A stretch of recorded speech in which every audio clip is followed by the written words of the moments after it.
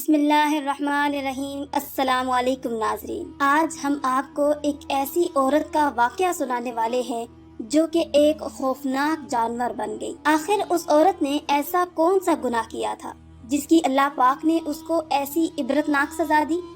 اس واقعے کو مکمل جاننے کے لیے ہمارے ساتھ رہیے گا، اور آپ تمام لوگوں سے گزارش ہے اگر آپ لوگ نئے ہیں ہمارے چینل کو سبسکرائب کر دیں اور ساتھ میں موجود بیل کے آئیکن کو کلک کرنا ہرگز نہ بھولیے گا۔ ویڈیو پسند آئے تو اسے لائک کر کے دوستوں کے ساتھ ضرور شیئر کر دیجیے گا۔ ناظرین، ایک گاؤں میں ایک چھوٹا سا بچہ تھا جس کے والدین بچپن میں ہی وفات پا چکے تھے۔ اس بچے کی پرورش ایک کسان نے کی۔ کسان نیک دل اور رحم کرنے والا شخص تھا۔ کسان نے اس لڑکے کو دینی تعلیم دلوائی۔ یہ لڑکا حافظ قرآن بن گیا۔ یہ لڑکا فرما بردار ہونے کے ساتھ ساتھ خوبصورت بھی تھا۔ یہ ہمیشہ نیچی نگاہ کر کے چلا کرتا تھا۔ یہ کسان کا بیٹا تھا۔ یہ اپنے باپ کی مدد کرتا۔ صبح فجر کی نماز ادا کر کے کھیتوں میں جاتا۔ کھیتوں میں کافی زیادہ پرندے ہوتے تھے۔ اب یہ نیک نوجوان کھیتوں میں آتا تو سارے پرندے ایک ساتھ چہکنے لگتے۔ نوجوان کو ان پرندوں سے بہت زیادہ محبت تھی۔ وہ پرندوں کو کھیتوں میں آ کر قرآن پاک کی تلاوت سنایا کرتا تھا۔ پرندوں میں ایک چھوٹی سی فاختہ تھی، بہت ہی خوبصورت تھی۔ نوجوان ان پرندوں کو دانا ڈالتا، پر فاختہ دوسرے پرندوں میں بیٹھ کر دانا نہیں کھایا کرتی تھی۔ وہ فاختہ اس نوجوان کے پاس آ کر بیٹھ کر دانا کھایا کرتی تھی۔ وہ فاختہ آہستہ آہستہ نیک نوجوان کی باتوں کو سمجھنے لگی۔ آہستہ آہستہ اس نیک نوجوان نے فاختہ کو بولنا سکھایا۔ اب یہ بولنے والی فاختہ بن چکی تھی۔ ان سارے پرندوں میں صرف ایک فاختہ تھی جو باتیں کرتی تھی۔ اب اس نوجوان نے فاختہ کو اپنے گھر میں رکھ لیا۔ وہ بہت سمجھدار تھی۔ اس نوجوان نے جب کسی تبلیغ میں جانا ہوتا تو فاختہ بھی اس کے ساتھ جایا کرتی تھی۔ ایک دن وہ نوجوان اپنے کسان باپ کو کہنے لگا کہ بابا جان، مجھے 2 مہینوں کے لیے تبلیغ پر جانا ہے۔ کسان نے اپنے بیٹے کو تبلیغ پر جانے کی اجازت دے دی۔ فاختہ ہر جگہ اس نوجوان کے ساتھ رہتی تھی۔ تبلیغ پر بھی وہ نوجوان اس کو اپنے ساتھ لے گیا۔ یہ نوجوان جس جگہ تبلیغ پر گیا وہاں پر کافی لوگ مسلمان تھے۔ ان میں سے ایک اللہ والے بزرگ تھے جو ان سب کے استاد تھے۔ ان اللہ والے بزرگ نے اپنے گاؤں میں تبلیغی صاحبان کے لیے ایک خاص جگہ کا اہتمام کر رکھا تھا۔ ان اللہ کوئی بھی تبلیغی جماعت آتی تو وہ ان کے لیے الگ الگ کمرہ دیا کرتے تھے، کیونکہ وہ چاہتے تھے اگر کوئی آرام کرنا چاہے تو آرام کرے، اگر کوئی عبادت کرنا چاہے تو عبادت کرے۔ اس علاقے میں اتنے مسلمان ہونے کے باوجود ایک بدنام گلی بھی تھی۔ یہاں پر ایک طوائف رہتی تھی، کیونکہ وہ انتہائی خوبصورت تھی، اس لیے علاقے کا ہر مرد اپنی خواہش کے لیے اس عورت کے پاس آتا۔ یہ فاحشہ عورت سج سور کر دروازے پر کھڑی رہتی۔ ایک دن ملازم نے فاحشہ عورت کو بتایا، ہمارے علاقے میں ایک نوجوان جو تبلیغ والوں کے ساتھ آیا ہے، بہت ہی خوبصورت ہے اور نگاہیں نیچی کر کے چلتا ہے۔ اس کے لیے تمہاری خوبصورتی بھی کوئی معنی نہیں رکھتی۔ اس کو یہ معلوم نہیں تھا کہ یہاں پر ایک طوائف رہتی ہے۔ وہ عورت کہنے لگی کہ ایسے کیسے ہو سکتا ہے، کوئی مجھے دیکھے اور مجھے دیکھ کر میرا عاشق نہ ہو؟ میری خوبصورتی کو دیکھ کر تو بڑے بڑے مولوی میرے پاس آ جاتے ہیں۔ ارے میں تو ایک آگ ہوں، آگ کے پاس کوئی موم آئے اور وہ پگھلے نہ، ایسا ہو ہی نہیں سکتا۔ اس طوائف نے ٹھان لی کہ وہ اس مرد کو اپنے قابو میں ضرور کرے گی۔ عورت ایک نیک عورت بننے کا ناٹک کرنے لگی۔ لڑکا جب بھی مسجد سے باہر آتا تو وہ عورت کچھ لڑکیوں کو لے کر باہر بیٹھ جایا کرتی تھی۔ وہ ایسے محسوس کرواتی تھی جیسے وہ نیک نوجوانوں کی تبلیغ کے بارے میں سن رہی ہو۔ لوگ یہی سمجھ رہے تھے کہ یہ عورتیں بہت ہی نیک ہیں۔ یہ فاحشہ عورت کسی چھوٹی سی بچی کو اس کے پاس بھیج دیتی اور اس نوجوان سے ایک اسلامی کتاب منگواتی۔ ایسے ہی یہ سلسلہ چلتا رہا، مگر نوجوان نے ایک بار بھی اس کی طرف نظر اٹھا کر نہیں دیکھا تھا۔ ایک دن وہ نوجوان لوگوں میں کھڑا تبلیغ کر رہا تھا۔ اس عورت نے بیماری کا ناٹک کیا اور اس کو کہنے لگی کہ میری طبیعت بہت زیادہ خراب ہے، آپ مہربانی کر کے مجھے کسی ڈاکٹر کا بتا دیں۔ اس وقت یہ عورت حجاب میں نہیں تھی، پھر بھی اس نیک نوجوان نے اس کو آنکھ اٹھا کر بھی نہیں دیکھا تھا۔ دوسرے دن جب وہ نیک نوجوان عصر کی نماز ادا کر کے مسجد سے نکلا تو اس نے سوچا کہ تھوڑی دیر کے لیے آرام کر لیتا ہوں، میری فاختہ کو بھی بھوک لگی ہوگی، اس کو دانا ڈال کر واپس آ جاؤں گا۔ اس نوجوان کو اللہ والے نے ایک چھوٹا سا کمرہ دیا ہوا تھا۔ اس طوائف نے دیکھا کہ آج یہ نوجوان اکیلا ہے، اس کو دیکھتے ہی بے ہوش ہو گئی۔ اس کی ملازمہ اس کو ہوش کروا رہی تھی کہ جب نوجوان نے یہ دیکھا تو وہ کہنے لگا کہ یہ کون ہے؟ اس کی ملازمہ نے کہا یہ بیماری کی حالت میں یہاں بیٹھی ہوئی ہے۔ تو وہ نوجوان انسانیت کے ناطے اس کے پاس گیا، آس پاس کے لوگوں سے پوچھا تو سب کہنے لگے ہم ان کو نہیں جانتے، یہ کسی غریب گھر کی معلوم ہوتی ہے، ہمارے گاؤں کی نہیں ہے۔ اس کی ملازمہ سے پوچھا تو وہ بھی کہنے لگی کہ میں ان کو نہیں جانتی۔ یہ سن کر وہ نیک نوجوان کہنے لگا کہ پاس میں ہی میرا کمرہ ہے، آپ اس عورت کو میرے کمرے تک پہنچا دیں۔ اس پر وہ عورت بہت خوش ہوئی کہ اب میں جو چاہے کر سکوں گی۔ وہ نیک نوجوان رات کو عبادت کر رہا تھا کہ وہ آدھی رات کو اٹھی تو پانی تلاش کرنے لگی۔ جب اس نیک نوجوان نے دیکھا کہ اس عورت کو ہوش آ گیا تو وہ اسے پوچھنے لگا کہ آپ کی طبیعت درست ہے، مگر وہ عورت اس کو اپنے حسن کے جال میں پھنسا رہی تھی۔ وہ شیطانی آنکھوں سے اس کو دیکھتے جا رہی تھی، کبھی وہ کمزوری کا بہانہ کر کے اس کے اوپر گر جاتی، مگر وہ نیک نوجوان کہاں پگھلنے والا تھا۔ آخر وہ تھک ہار کر لیٹ گئی، کہنے لگی کمبخت تو میرے اشارے سمجھتا ہی نہیں، اگر اتنے اشارے میں کسی گدھے کو کر دیتی تو وہ بھی میرے پیچھے آ جاتا، پتہ نہیں یہ کس مٹی کا بنا ہوا ہے۔ ایک اکیلی عورت جو خوبصورت ہے اس کا فائدہ بھی نہیں اٹھا سکتا، اس کو تو صرف اپنی عبادت کی پڑی ہوئی ہے۔ اس نوجوان نے پھر سے وہی سوال دہرایا کہ آخر آپ کون ہیں، کدھر سے آئی ہیں؟ وہ کہنے لگی میں ایک مظلوم اور بے سہارا لڑکی ہوں۔ وہ نیک نوجوان کہنے لگا کہ اگر آپ بے سہارا ہیں تو آپ میرے لیے غیر محرم ہیں، آپ یہاں سے کہنے لگی آخر میں کہاں جاؤں گی، میرا تو کوئی ٹھکانہ نہیں ہے، میں تو خود تبلیغ والوں کے ساتھ یہاں آ رہی تھی، مجھے تو کوئی سہارا بھی دینے والا نہیں، آپ نے مجھے بیماری کی حالت میں سہارا دیا، میں آپ کی شکر گزار ہوں، اگر آپ نے مجھے یہاں سے نکال دیا تو میں کہاں جاؤں گی؟ وہ نوجوان اس کی باتیں سن کر پریشان ہوا، پھر کچھ سوچ کر کہنے لگا کہ ٹھیک ہے، آج رات یہاں گزار لیں، مگر صبح ہوتے ہی آپ کو یہاں سے جانا ہوگا۔ اب وہ مکار عورت بہت ہی خوش ہوئی، وہ سوچ رہی تھی کہ باقی جو رات ہے اس میں ضرور اس کو بہکا سکوں گی، مگر وہ یہ نہیں جانتی تھی کہ وہ نیک انسان ہے۔ اس نے دیکھا کہ وہ نوجوان پھر سے اپنی عبادت میں مشغول ہو گیا۔ اس نے پہلے اپنے کپڑے گیلے کیے، اس کے بعد برہنہ ہو کر اپنے کپڑوں کو سکھانے لگی، مگر وہ شخص بہت ہی نیک شخصیت کا مالک تھا۔ جب اس نے یہ دیکھا تو وہ اپنے تبلیغ والے بزرگ کے پاس گیا جو کہ اس نوجوان کے استاد تھے، جا کر کہنے لگا کل رات سے ایک عورت میرے گھر پر ہے اور میں اس کو اپنے پاس نہیں رکھ سکتا۔ جب ان بزرگ نے اس نوجوان کا سارا واقعہ سنا، وہ کہنے لگے کہ وہ بے سہارا ہے، اس کے آگے پیچھے کوئی نہیں، وہ غریب ہے اور آپ کے لیے غیر محرم ہے، تو تم ایسا کرو کہ اس سے نکاح کر لو، اور تمہارے باپ کو بھی اس پر کوئی اعتراض نہیں ہوگا، تم جوان ہو، شادی تو کرنی ہی ہے، اگر تم اس بے سہارا سے شادی کرو گے تو اللہ تمہیں اس کا اجر دے گا۔ وہ نوجوان گھر آیا، اس نے اس عورت کو بتایا کہ مجھے میرے اللہ والے بزرگ نے کہا ہے کہ میں تم سے نکاح کر لوں، اس طرح تم میری محرم بن سکتی ہو۔ یہ سنتے ہی وہ عورت گھبرا گئی، سوچنے لگی میں تو کسی اور نیت سے اس کے پاس آئی تھی، میں اس سے نکاح کر کے اس کی بیوی نہیں بن سکتی اور نہ ہی یہ رشتہ نبھا سکتی ہوں۔ پھر وہ اس نوجوان سے کہنے لگی مجھے ایک دن کا موقع دیں، میں آپ کو صبح بتاؤں گی۔ جب صبح ہوئی اس نے سوچا کہ چلو اس کے ساتھ میں نکاح کر لیتی ہوں، اس سے میری اپنی خواہش پوری ہو جائے گی، اس کے بعد موقع پا کر اس کو چھوڑ کر چلی جاؤں گی۔ اللہ کی قدرت دیکھیں کہ اللہ نے اس نیک انسان کو کیسے گناہ سے بچایا۔ نوجوان نے اس اللہ والے کو بلایا اور ان کا نکاح پڑھایا گیا۔ وہاں پر سارا علاقہ بہت ہی خوش تھا اس نوجوان پر، کیونکہ اس نے ایک یتیم اور بے سہارا لڑکی کو ایک سہارا دیا تھا۔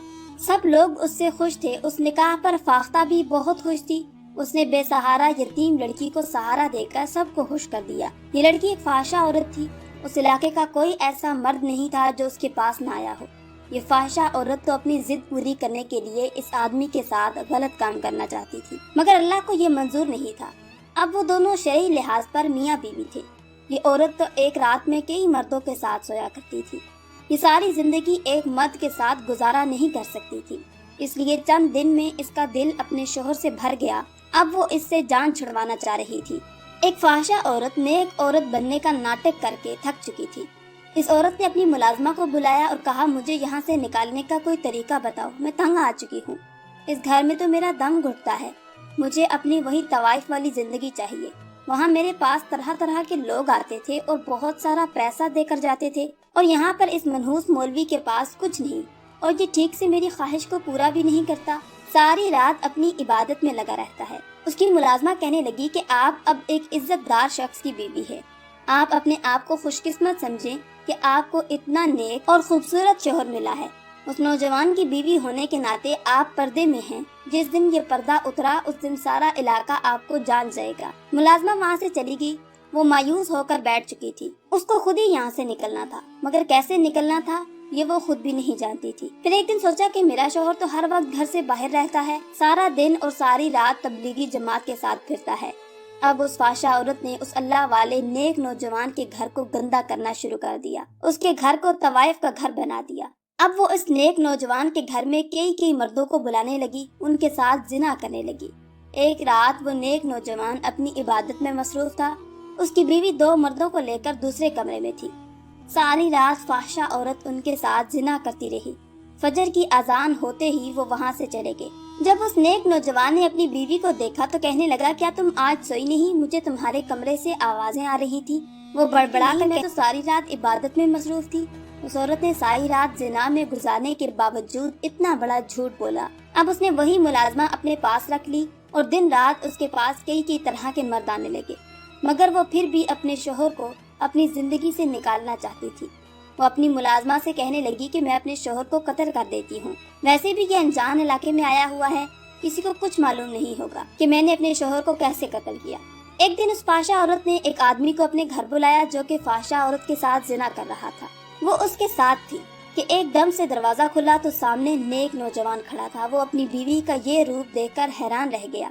یہ عورت بھی اپنے شوہر کو دیکھ رہی تھی کہ آج اس وقت گھر کیسے آ گیا۔ آدمی جلدی سے وہاں سے بھاگ گیا۔ نیک نوجوان نے اپنی بیوی سے پوچھا کہ آخر تم چاہتی کیا ہو، یہ تم کیا؟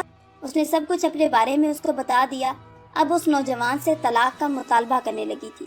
اس نیک نوجوان نے اپنی بیوی کو سیدھے راستے پر لانے کی بہت کوشش کی، مگر یہ عورت اس نیک نوجوان پر چلانے لگی، کہنے لگی کہ میں تمہاری بیوی ہوں، تمہارے سامنے سچ سور کراتی ہوں، تم نے مجھے کبھی دیکھا ہی نہیں، مجھ پر اس علاقے کے سارے مرد جان چھڑکتے ہیں، مجھے تمہارے ساتھ نہیں رہنا۔ وہ نیک نوجوان اپنی بیوی کو ساری رات سمجھاتا رہا، کہتا رہا کہ تمہاری ہر غلطی کو معاف کر دوں گا، یہ کام چھوڑ دو، بس ہم جلدی ہی اپنے علاقے میں چلے جائیں گے، جب تمہیں میرے بابا دیکھیں گے تو بہت خوش ہوں گے۔ وہ عورت سوچنے لگی یہ کیسا مرد ہے جو اپنی بیوی کو دوسرے مردوں کے ساتھ دیکھ کر بھی مجھے چھوڑنے کو تیار نہیں۔ پھر اس کی عورت نے ایک اور ملازمہ کے ساتھ پلان بنایا کہ وہ اپنے شوہر کو جان سے مار ڈالے گی۔ اس کی ملازمہ نے اس کو باریک کانچ کے شیشے لا کر دیے، اس شیشے کو پیس کر پاؤڈر بنایا۔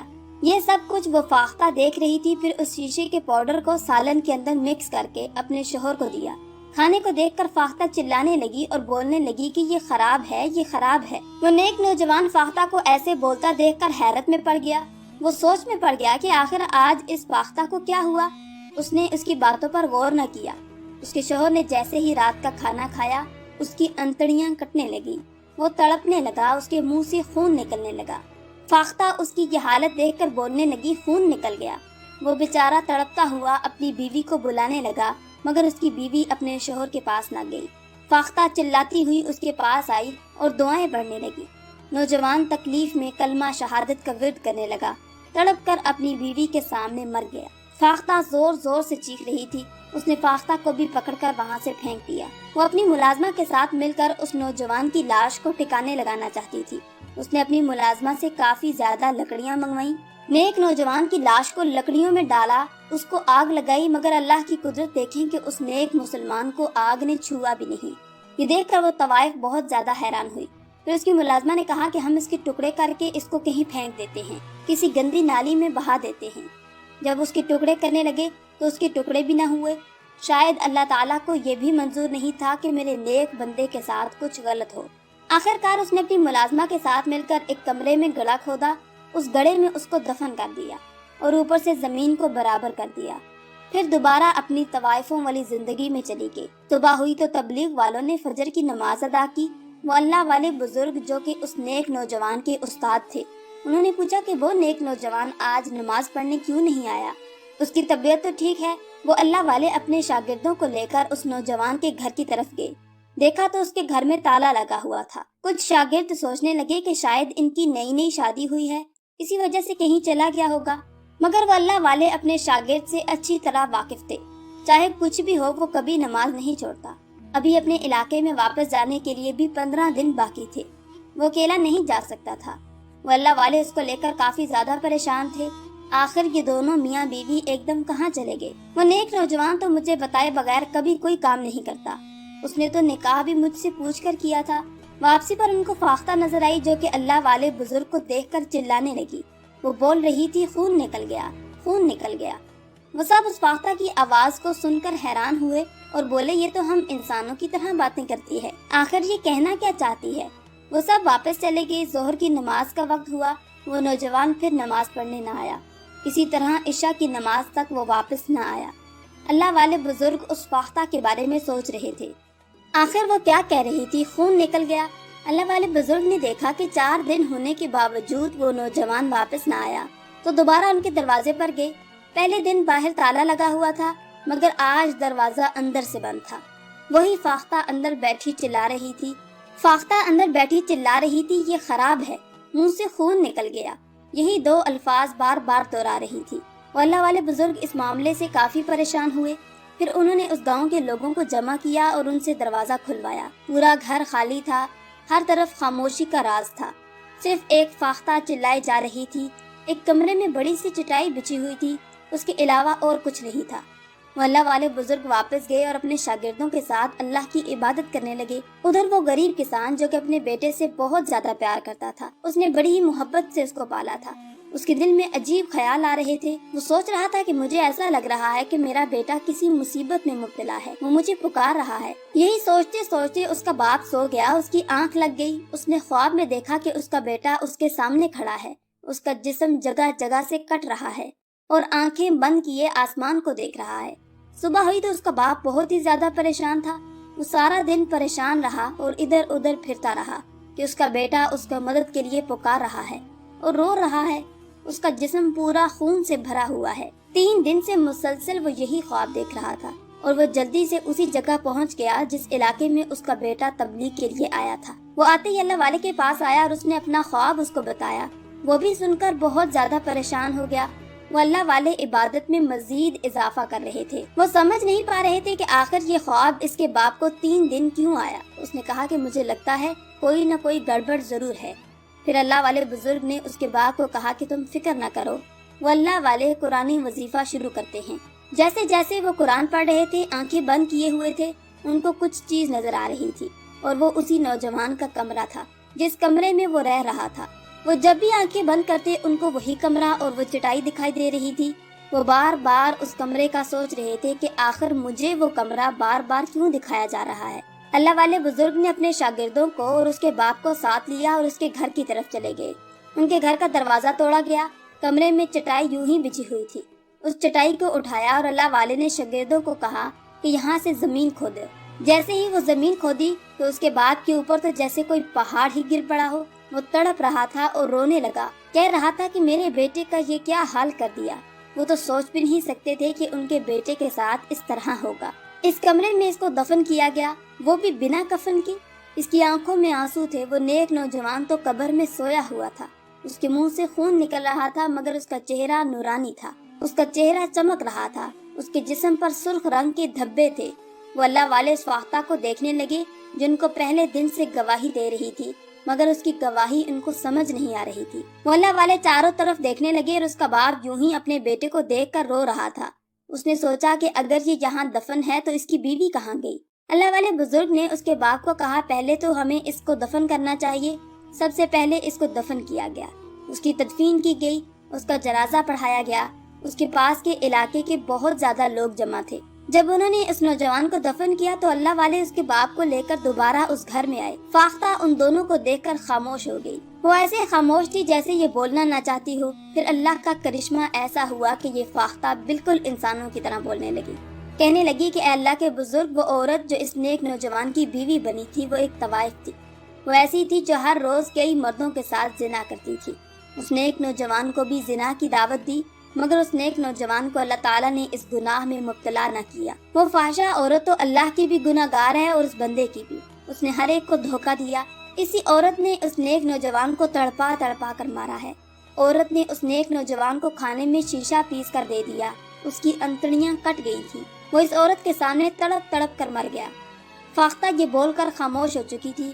اس کا غریب کسان باپ رونے لگا اور کہنے لگا کہ میرا بیٹا اللہ کی راہ میں تبلیغ کے لیے آیا تھا، وہ رستے میں شہید ہو گیا۔ اللہ والے بزرگ اس فاختہ کو لے کر اپنے ساتھ اپنے گھر چلے گئے۔ اب وہ اللہ والے بزرگ اس کے باغ کو لے کر اس عورت کی تلاش میں نکلے۔ وہ اللہ والے اس عورت کو تلاش کرتے کرتے بدنام گلی میں آ گئے جہاں اس طوائف کا کوٹھا تھا۔ گھر کے باہر کھڑے ہو کر اللہ والے بزرگ نے بڑے غصے سے اس عورت کو پکارا۔ وہاں وہ فحشہ عورت تو باہر نہ آئی مگر دوڑتی ہوئی ایک ملازمہ باہر آ گئی، اور اس کا غریب باپ اس ملازمہ کو کہنے لگا کہ کہاں ہے وہ فحشہ عورت جس نے میرے نیک بیٹے کا یہ حال کر دیا۔ وہ ملازمہ روتی ہوئی اس کے پاؤں میں گر گئی اور ان سے معافی مانگنے لگی، کہنے لگی کہ میری مالکن کو اس کے گناہوں کی سزا دنیا میں ہی مل چکی ہے۔ جب وہ اس نیک نوجوان کو دفن کر کے دوبارہ اس گھر میں آئی تھی تو وہ بہت زیادہ خوش تھی اور کسی امیر زادے کا انتظار کرنے لگی، اور وہ اتنی خوش تھی کہ پھر ایک امیر زادہ اس کے پاس آیا۔ اس امیر زادے نے اس فحشہ عورت کو پکڑنے کے لیے اس کے جسم کو ہاتھ لگانے کی کوشش کی، مگر اچانک اس کا چہرہ بدلنا شروع ہو چکا تھا اور وہ کسی خوفناک جانور میں تبدیل ہو گئی۔ سارا کوٹھا اس کو دیکھ کر چیخنے لگا، چلانے لگا۔ یہاں کی ساری عورتوں نے اپنے گناہوں کی اللہ سے توبہ کر لی۔ اس کی ملازمہ نے کہا کہ ہم سب یہاں توبہ کر چکے ہیں اور اپنی مالکن کو ہم نے ایک کمرے میں بند کر دیا ہے۔ وہ وہاں ہمیشہ چیختی چلاتی رہتی ہے اور وہ ایسی خوفناک شکل میں تبدیل ہو گئی ہے کہ اس کو کوئی دیکھ بھی نہیں سکتا، اور اگر ہو سکے تو آپ بھی ہم سب کو معاف کر دے۔ ناظرین، اللہ تعالیٰ توبہ قبول کرنے والا ہے۔ بے شک اللہ تعالیٰ توبہ کرنے والوں کے ساتھ ہے۔ اس عورت کو بھی موقع دیا گیا تھا توبہ کرنے کے لیے، اپنے گناہوں کی معافی مانگنے کے لیے، مگر وہ توبہ نہ کر سکی اور دنیا میں ہی اس کو عبرتناک سزا مل گئی۔ استغفر اللہ۔ ناظرین، آج کی ہماری ویڈیو آپ کو کیسی لگی نیچے کامنٹ باکس میں ضرور بتائیے گا۔ آخر میں اللہ رب العزت سے دعا ہے کہ اللہ تعالیٰ ہمیں نیک